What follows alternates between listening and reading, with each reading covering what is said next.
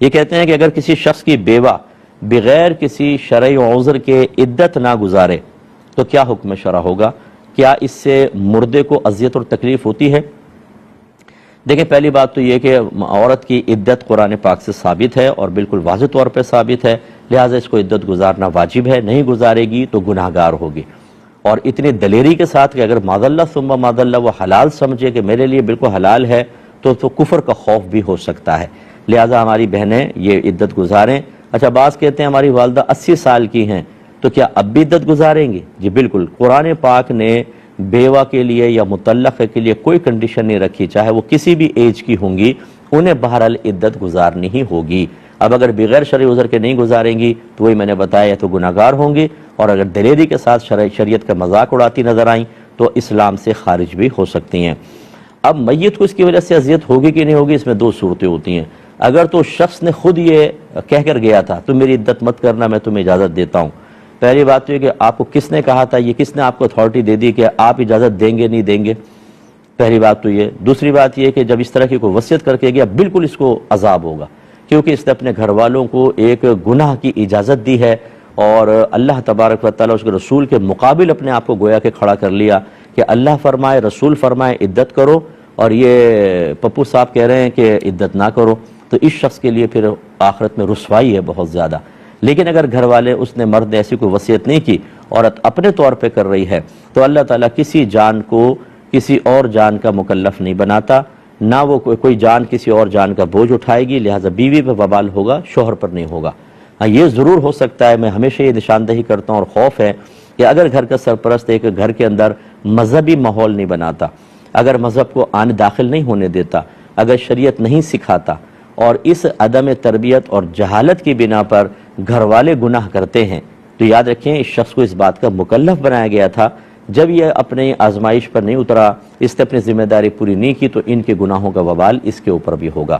یا ایھا الذین آمنوا قوا انفسکم واہلکم نارا وقودھا الناس والحجارہ، اے ایمان والو اپنے گھر والوں، اپنے آپ کو اور اپنے گھر والوں کو جہنم کی اس آگ سے بچاؤ جس کا ایندھن آدمی اور پتھر ہیں۔ تو علماء نے واضح طور پہ لکھا گھر والوں کو جہنم کی آگ سے بچانے کا مطلب یہ ہے کہ ان کو علم دین سکھائیں، نیکی کا حکم کریں، برائی سے روکیں، فضولیات سے بچائیں، حرام کاموں سے بچائیں، اپنے آپ کو اچھا رول ماڈل بنا کر دکھائیں تاکہ بیوی بچے آپ سے سیکھ کر دین پر اور شریعت پر استقامت حاصل کریں۔ جو اس بات کو نہیں مانے گا، جو قرآن پاک کی تعلیمات کو معمولی سمجھے گا، تو پھر یہ حدیث میں بار بار ذکر کرتا ہوں، ذہن میں رکھیں، سرکار نے فرمایا کلکم راعٍ وکلکم مسئول عن رعیتہ، تم میں سے ہر شخص نگہبان ہے، ہر شخص سے اس کے ماتحت کے بارے میں سوال ہوگا۔ پھر سرکار نے فرمایا مرد سے اس کے بیوی بچوں کے بارے میں کویسچن ہوگا، عورت سے شوہر کے گھر اور بچوں کے بارے میں کویسچن ہوگا، کھڑا کر دیا جائے گا اور اللہ تعالیٰ پوچھے گا بتاؤ گھر والوں کو علم سکھایا تھا،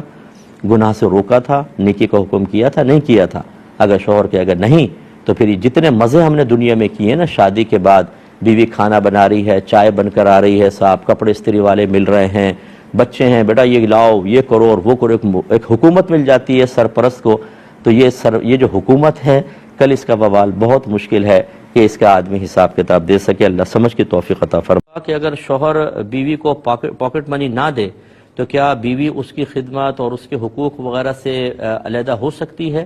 کیا حکم شرع ہوگا؟ دیکھیں، شوہر پر نان نفقہ لازم ہوتا ہے، نان نفقے میں ہوتا ہے رہائش، کھانا پینا، لباس۔ اگر شوہر یہ پرووائڈ کر رہا ہے اور اس میں شوہر کی مالی حیثیت کا اعتبار ہوتا ہے، اگر وہ امیر ہے تو اسی حساب سے دے گا، اگر مڈل کلاس کا ہے اسی حساب سے، اور اگر غریب ہے تو اس کے حساب سے دے گا۔ تو لہٰذا اگر کوئی غریب شوہر ہے وہ بیوی کو اتنا ہی دے رہا ہے جتنے اس کی حیثیت ہے، تو بس یہ نان نفقہ دینا اس پہ واجب تھا۔ پاکٹ منی کا شرعاً کوئی تصور نہیں ہے۔ یہ وہاں ہو سکتا ہے کہ جہاں شوہر یہ کہے کہ نہ رہائش دوں گا، نہ لباس، نہ کھانا پینا، تم مجھ سے پاکٹ منی لے لو اور اس سے ان تمام کام کو پورا کر لو، تو پھر آپ یہ غور کریں یہ پاکٹ منی نان نفقہ ہی ہے۔ لیکن جہاں نان نفقہ علیحدہ ہے تو پھر پاکٹ منی وغیرہ کا کوئی تصور نہیں ہے، اور اس پاکٹ منی کو بنیاد بنا کر اگر کوئی عورت اپنے شوہر سے معاذ اللہ تلخ کلامی کرتی ہے، بدتمیزی کرتی ہے، روڈلی رویہ کر لیتی ہے، یا حقوق زوجیت کی ادائیگی کا انکار کرتی ہے، تو یقیناً وہ گناہ کبیرہ کی مرتکبہ ہے، اور حقیقتاً پھر وہ اس کو شوہر نہیں سمجھ رہی بلکہ ایک بزنس مین سمجھا ہے، ایک بزنس ہے یہ، گویا کہ اگر مالی فائدہ پہنچاؤ گے تو ہم بھی مالی فائدہ دیں گے اور مطلب اپنی خدمات آپ کو فراہم کریں گے، اور اگر آپ سے ہمیں فائدے حاصل نہیں ہوں گے تو پھر شخصیت اور ذات کی کوئی ہماری نگاہوں میں ویلیو نہیں ہے۔ تو اس سے ذرا ہمیں خود بھی یہ سبق حاصل کرنا چاہیے کہ آج دور ایسا چل رہا ہے کہ لوگ ہمارے مفادات کے دوست ہیں۔ اگر مفادات ہوتے ہیں تو لوگ ہمیں سر آنکھوں پہ بٹھاتے ہیں، اگر ہم فائدے پہنچانا چھوڑ دیں تو شخصیت، ذات اور انسان کے کوئی مطلب قدر نہیں ہے۔ جب دنیا کے اندر یہ معاملہ ہے تو خود سوچئے جب ہم مر جائیں گے تو یہ لوگ کیا ہمیں یاد رکھیں گے؟ تو اس لیے پھر اپنی آخرت کی کیوں نہ انسان فکر کرے۔ اور ہم نے یہ دیکھا ہے کہ آخرت کو انہی لوگوں کی وجہ سے انسان اپنی آخرت برباد کر دیتا ہے۔ بیوی بچوں کے لیے حرام کمائے گا، جھوٹ بولے گا، غلط کام کرے گا، اپنی ماں سے لڑے گا، اپنے باپ سے لڑے گا، خاندان والوں سے قطع تعلق کر لے گا، اور جب وہ مرتا ہے حالانکہ اس کو سمجھنا چاہیے کہ زیادہ تر ایسا ہی ہوتا ہے کہ مفادات ہیں تو سب آپ کے ساتھ ہیں،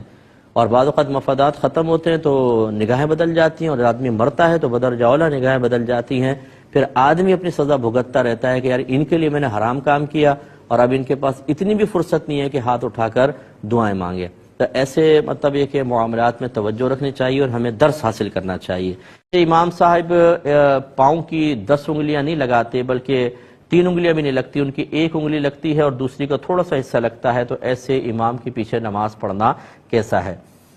دیکھیں فقہاء نے جو حدیثوں کا نچوڑ ہے اس کو دیکھ کر نتیجہ یہ نکالا کہ جب سجدے میں مرد جائے تو اس کے لیے 10 انگلیوں میں سے کم از کم 1 انگلی کا پیٹ لگنا فرض۔ پیٹ مطلب یہ بالکل جو نیچے کا حصہ ہوتا ہے اس کو پیٹ کہتے ہیں، اور دونوں پیروں کی 3 انگلیوں کا پیٹ لگنا واجب، اور 10 انگلیوں کا پیٹ لگنا سنت کریمہ ہے، کیونکہ نبی کریم صلی اللہ علیہ وسلم جب سجدے میں جاتے صحابہ کہتے ہیں آپ 10 انگلیاں موڑ دیا کرتے تھے، تو اس لیے یہ حکم بیان فرمایا، اور اس میں دوام تھا، استمرار تھا۔ اور نبی کریم نے حدیث میں فرمایا کہ اللہ نے مجھے 7 ہڈیوں پہ سجدہ کرنے کا حکم دیا۔ ان سب کو ملا کر یہ نتیجہ نکلا ہے۔ لیکن بہرحال اگر ایک امام صاحب اس طرح کر رہے ہیں تو ان کو پیار محبت سے آپ کمیٹی کو کہیں یا امام صاحب کو لکھ کر دے کہ بھئی مسئلہ یہ ہے، آپ اس میں تبدیلی پیدا کر لیں۔ ان مسائل کے اندر بہت سی گنجائش نکل سکتی ہے کیونکہ یہ فقہاء کے قائم کردہ نتائج ہیں، خاص کوئی اس طریقے سے قرآن حدیث میں صراحتاً یہ الفاظ نہیں آئے کہ 1 انگلی کا پیٹ لگنا فرض، 3 کا واجب، 10 کا سنت، یہ الفاظ آئے نہیں، لیکن نتائج یہ ضرور ہیں۔ تو ان نتائج کو بنیاد بنا کر اس میں اختلاف ہو سکتا ہے، کچھ کوئی قول کہتا ہے کوئی قول کہتا ہے، گنجائش نکلتی ہیں ان چیزوں کے اندر، لیکن بہرحال امام صاحب جو مسئلہ ہے جو فقہاء نے لکھا، جو میں نے آپ کو عرض کیا، ہم بھی اسی پر مسئلے پر عامل ہیں، لیکن دوسری جانب کا بھی ہمیں خیال رکھنا چاہیے۔ ایک امام ہیں، اگر وہ عرصے دراز سے نماز پڑھا رہے ہیں اور ان کی انگلیوں کے مسائل ہیں، ہو سکتا ہے ان کے ساتھ کوئی صحیح شرعی عذر ہو، انگلی مڑتی نہیں ہے، بعضوں کی پین کرتی ہیں، بعضوں کا وزن زیادہ ہوتا ہے، انگلی موڑ نہیں پاتے، تو ان کے لیے شرعی عذر بنتا ہے۔ فوری طور پہ حکم لگا دینا کہ اس امام کے پیچھے نماز نہیں ہوگی، فتنہ فساد کا ماحول بن جانا قطعاً غیر مناسب ہے۔ کمیٹی کو گزارش کر دیں، یہ مسئلہ ہے، کمیٹی ان کو خود کہہ دے گی اور نماز جاری رکھی جائے۔